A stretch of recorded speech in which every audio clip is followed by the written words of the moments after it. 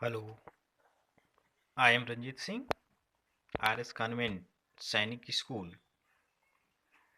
Today I start Matrix third chapter. यह आपका है जो है सेकंड चैप्टर कंप्लीट कर दिया हमने। 9 लेक्चर था इनवर्स ट्रिग्नोमेट्री में। यहाँ फर्स्ट लेक्चर मैट्रिक्स का हम यहाँ जो है स्टार्ट कर रहे हैं। फर्स्ट ऑफ आप जो है डिफिनीशन क्या है मैट्रिक्स का नोट कर लीजिए। A set of m cross n numbers arranged in the form of an ordered set of m rows and n column is called m cross n matrix। कहें कि m और n एलिमेंटों का अगर multiple कर लें, उनको रो और कॉलम में इस तरह अरेंज करना है। जो एक रेक्टेंगल फॉर्म में है उसी को हम क्या कहेंगे, एक मैट्रिक्स है। मैट्रिक्स एक तरह का समझ लीजिए सेट है। अब मैट्रिक्स का आंसर मैट्रिक्स में आएगा, चाहे ऐड करिए, सब्ट्रैक्ट करिए, मल्टीप्लाई करिए, मैट्रिक्स ही आता है। ऐसा नहीं कि उसका कोई स्पेसिफिक वैल्यू होती है, जबकि डिटर्मिनेंट की एक स्पेसिफिक वैल्यू आती है, लेकिन मैट्रिक्स में ऐसा नहीं, वो एकदम सेट की तरह चलता है। अब यहाँ थोड़ा सा समझिए, जैसे हम इस किसी मैट्रिक्स को ये लिख रहे हैं ए आई जे एम क्रॉस एन, हमने इसको शॉर्ट फॉर्म में लिखा है। इसका मतलब क्या होता है कि आई जो होता है वो रो बताता है, जे क्या है, कॉलम बताता है। तो जैसे रो क्या है कि इस तरह जो है आपकी जो लाइन है, इस तरह अगर हम कंसीडर करें तो इसको हम रो बोलते हैं ना। जैसे यह है तो R1 R2 R3, और इस तरह जो है अगर हम कैलकुलेट करें, देखें तो यह हमारा क्या होता है, कॉलम होता है। क्लियर है। तो जैसे हम इसको लिख रहे हैं, ध्यान रखिएगा, पहला रो है, दूसरा कॉलम, यानी ये पूरा पहला क्या है, रो है। ये दूसरा रो है, ये तीसरा रो है, ये लास्ट वाला एम रो है। पहले यम का मतलब यम कहता है रो है, और दूसरा यन बताता है वो कॉलम बताता है। तो ये कितना हुआ, एम रो हुआ। कॉलम क्या हुआ, पहला कॉलम, दूसरा कॉलम, तीसरा कॉलम और एनवा कॉलम। ठीक है। जैसे पहला रो, जैसे A11 यानी पहला रो पहला कॉलम, A12 पहला रो दूसरा कॉलम। ध्यान रखिए, अब ये पहला रो चल रहा है तो रो एकदम फिक्स हो जाएगा, कॉलम आपका चेंज हो रहा है। फिर A13 पहला रो तीसरा कॉलम, A1n पहला रो एनवा कॉलम। इसी तरह A21 यानी दूसरा रो पहला कॉलम, दूसरा रो दूसरा कॉलम, तीसरा रो दूसरा रो तीसरा कॉलम, और दूसरा रो एनवा कॉलम। ठीक है। उस तरह यह एमवा रो पहला कॉलम, एमवा रो दूसरा कॉलम, एमवा रो तीसरा कॉलम, एमवा रो एनवा कॉलम। तो इसको शॉर्ट फॉर्म में ये आपको लिखा गया है कि एक मैट्रिक्स बना लिया गया ए आई जे एम क्रॉस एन। आई वेरीज कहाँ से कहाँ तक करे भाई, आई आपका वेरीज होगा 1 2 3 अप टू एम तक, और जे वेरी करेगा कहाँ से कहाँ तक, 1 2 3 सेलेक्ट एन तक। ठीक है। तो यह ध्यान रखना है कि कौन से जो है रो होता है, कौन सा कॉलम है। इस तरह आपका जो लिखा है ना, ऐसी लाइन जो होती है वो रो होती है। जैसे ये पहला रो है, दूसरा रो है, तीसरा रो है, चौथा रो है, और ये जो बताता है पहला कॉलम, दूसरा कॉलम, तीसरा कॉलम, एन होगा। तो ये इस तरह आपको ध्यान रखना है। सबसे पहली चीज तो ये आप जान गए। अब ऑर्डर ऑफ मैट्रिक्स क्या होता है, तो जितने रो हैं और जितने कॉलम हैं उनका क्रॉस करके लिख देंगे, वही उस मैट्रिक्स की ऑर्डर होती है। ध्यान रखिएगा, पहले रो लिखा जाता है, उसके बाद कॉलम लिखा जाता है। तो जितना रो हो क्रॉस, जितना कॉलम है। ठीक है। तो यह आर्डर लिखने का, किसी भी मैट्रिक्स का आर्डर जो है लिखने का तरीका। आप देखिए, आर्डर बहुत जरूरी है, क्योंकि आर्डर नहीं आप जानेंगे तो ऐड कैसे करेंगे, सब्ट्रैक्ट करेंगे, मल्टीप्लाई सब नहीं हो पाएगा। आर्डर पे ही आपका सब फिक्स होता है। ठीक है। तो ये आर्डर आप समझ में बात आ गई आपको। कुछ नोट आपको यह है कि देखिए, मैट्रिक्स को ऐसे नहीं कि बस बड़े ब्रैकेट में लिखें, इस तरह भी लिख सकते हैं।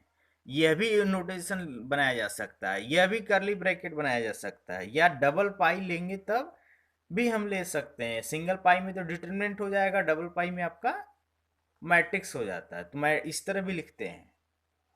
अब जैसे कहीं कहीं बुक में ऐसा आ गया कि आई जे एथ एलिमेंट का मतलब है कि वह एलिमेंट आई ए क्या हो, आई वहाँ रो में हो, जे वहाँ कॉलम में हो। तो वही लिखे I J th element of A is the element lying I th row and जे एथ कॉलम।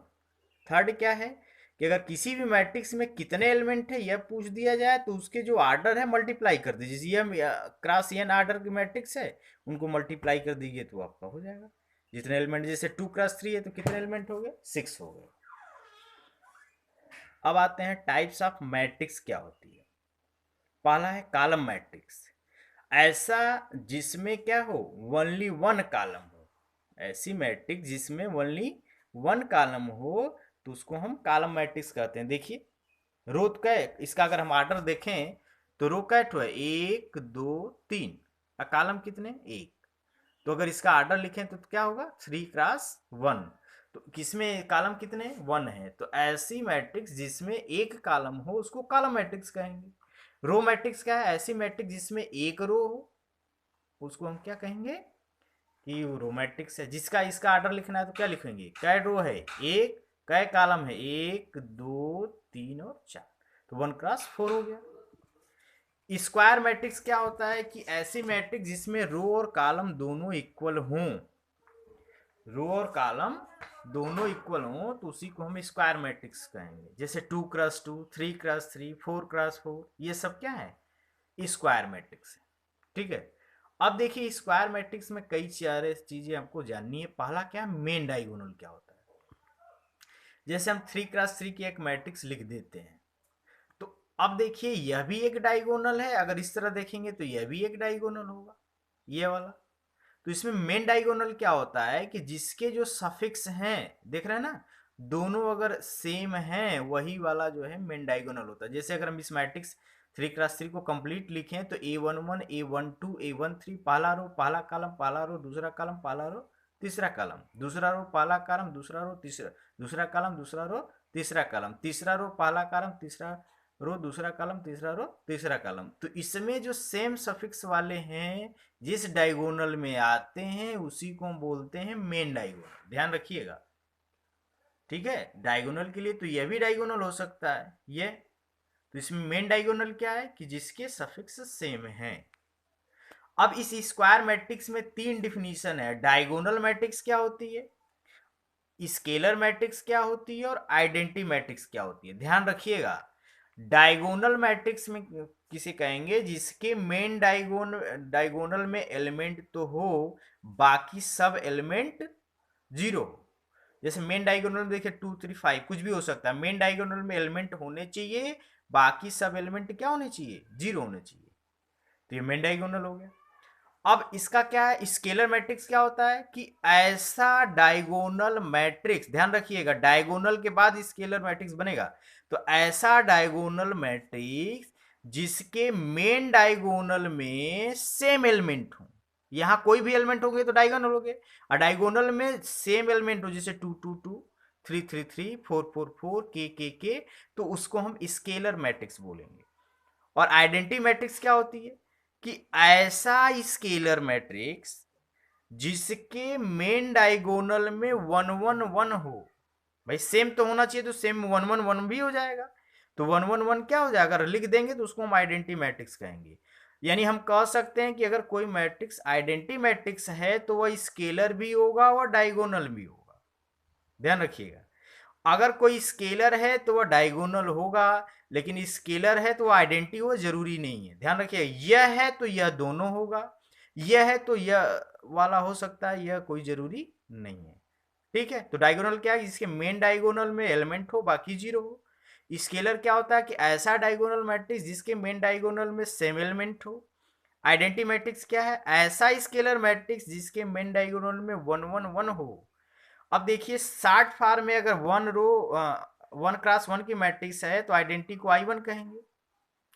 2 क्रॉस 2 का है तो मेन डायगोनल में क्या 1 1 कर दिए, तो इसको हम I2 कहेंगे। 3 क्रॉस 3 का है तो इसको क्या बोलेंगे, I3 कहेंगे। बहुत सारे आप क्वेश्चन इस तरह लिखा रहता है, तो इसका मतलब समझते हैं I3 का मतलब 3x3 मैट्रिक्स की आइडेंटिटी क्या है, आइडेंटिटी मैट्रिक्स क्या है। ठीक है, तो बस आज इतना ही, कल जो है नेक्स्ट वीडियो में आगे हम आपको देंगे।